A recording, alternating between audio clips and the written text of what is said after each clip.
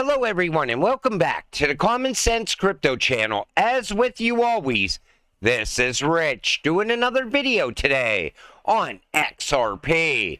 So I hope you're all having a wonderful day today wherever you are in this great world. We're going to talk about XRP. Like I said, I couldn't fit it all into one video. And there was a lot of things I wanted to talk about. We're going to talk a lot about XRP. But there's real world events playing out right now that I want to talk about as well. So Pundit believes current XRP price is a glitch. Predicts price beyond imagination as a global standard. I keep seeing people say XRP at 68.5 cents is the actual glitch. And when we see a glitch on XRP, that's the true price of XRP. What do you all think? Put it in the comments section down below. Now, I'm not so sure of that. One thing I want to point out is this right here. The Texas-based crypto enthusiast also believes that XRP serves as a solution to issues he claims the banking elite persistently creates. He calls this set of individuals power hungry, claiming they seek to manipulate the world through a debt-focused approach. Right now, we have extremely rich people, extremely poor people, working class in the middle, paying for all of it, and going into debt at the same time. You know, credit card debt just reached a new all-time high once again. People are buying houses they can't afford, buying cars they can't afford. The current system is going to come crashing down. And did you ever notice, like, when somebody says XRP investors are going to become the new 1%? How does that happen? This is what I see playing out. And I talk to millionaires all the time. And I try to explain to them about crypto. They don't want to hear it. No, not crypto. And they don't want to hear about the US dollar collapsing at some point. And they don't want to hear about a new financial system. They think you're crazy. You know why? Because they're making money in the current financial system. And they're very beholden to the US dollar. So when the current system comes crashing down, they will be swallowed up with it.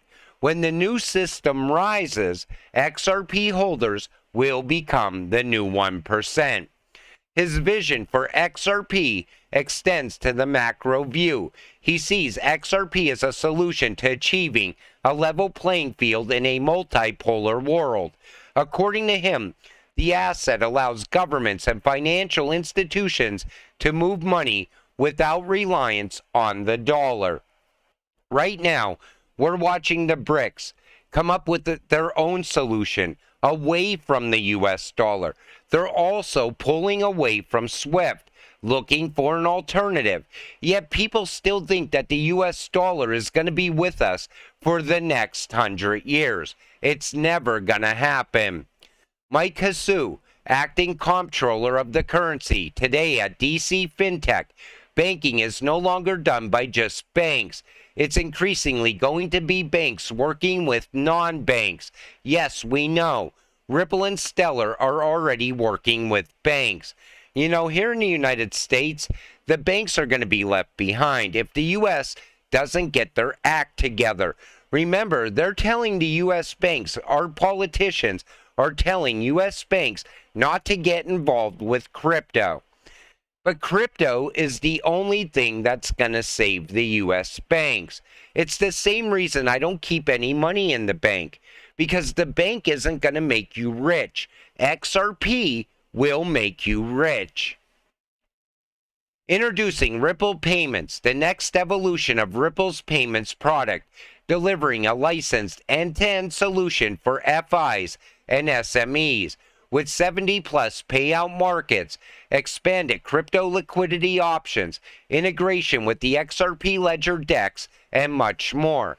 It looks like Ripple is starting to go very big around payments once again. I think Brad wanted to take a step back for a while, get more involved in tokenization and custody. I think he's also looking very big at AI, because that is going to be a massive industry as well. So we see when the regulations come The adoption, I believe it will go up, way up. People will start obtaining crypto because it's cheaper, it's quicker. You know, even if you're sending Bitcoin, it will take 15 minutes to reach confirmation. With XRP, it will take like 1 second. XRP, faster, cheaper, better. You know, Bitcoin maxis still want you to believe that Bitcoin is the future. It's going to move all the world's money in the future. All of a sudden, the US dollar is going to disappear and we're going to transact in Bitcoin. But it's not true. Bitcoin has no utility. XRP has a ton of utility. It's absolutely the future. You are holding the technology of the future. U.S. Senator introduces bill to protect Bitcoin self-custody. So U.S. Senator Ted Budd has introduced a new bill to protect the right of citizens to self-custody Bitcoin and other crypto. Indeed, Budd first introduced the bill to 118th Congress this week in a large push for digital assets and financial freedom among United States citizens. Dubbed the Keep Your Coins Act, the bill protects an individual's right to conduct transactions with cryptocurrency assets without the need to utilize a third-party intermediary. Moreover, Budd has stated that the act seeks to prevent third-party risk to consumers amid the FTX collapse. I think Ted Budd holds crypto. But they always say Bitcoin first. That's for the normies out there, the people that don't know anything other than Bitcoin. But these are the type of bills you want to get passed. But these bills come up and then they go nowhere. We see that happening time and time again. Because right now the United States is anti-crypto. Brad Garlinghouse on DC FinTech Week 2023. Take a listen to this. And there's an open dialogue, there's a constructive dialogue. The U.S. used to be looked at as a leader from securities regulation and protecting consumers. I think it's become a political liability. The way the SEC has approached this in the United States, we are looked at here in the U.S. relative to other countries as stuck. You know, just we are not leading, and even worse, it's just kind of looked at. The other countries are absolutely leading. The UK, I mean, I happen to be going to the UAE later today, but I could name 5 or 6 countries, Japan, even Australia, Switzerland, Singapore. I mean, these are all countries that are leading. And by virtue of that, you're seeing capital investment, you're seeing entrepreneurs set up shop in those countries because. So the rest of the world is pushing ahead while the U.S. is being left behind. A lot of people said, BRICS will never utilize XRP or RippleNet because they're a U.S. company. But Brad has taken Ripple into the global economy. You know, Ripple is now a global company. It's no longer just a U.S.-based company. In fact, Brad even stopped hiring in the U.S. He just talked about that earlier today as well. They slowed down on hiring because the U.S. is not pushing ahead. They're being left behind when it comes to innovation. But it's because of Gary Gensler. Take a listen to this. One of your panelists talked about digital currency. We've had digital currency for a long time, you know. I mean, in essence, the first digital currency was in the 19th century when the telegraph started. But right. So we already have digital currency. The telegraph. I mean, what is wrong with this guy at this point? No wonder why people like Tom Emmer are always ripping into him. The U.S. SEC says they are having a tough time recruiting professionals to help regulate crypto. So we're not going to see regulations because nobody wants to go work at the SEC. That's what more or less what he's saying. You know, maybe the CFTC should take over crypto regulations. I think they would do a much better job at it.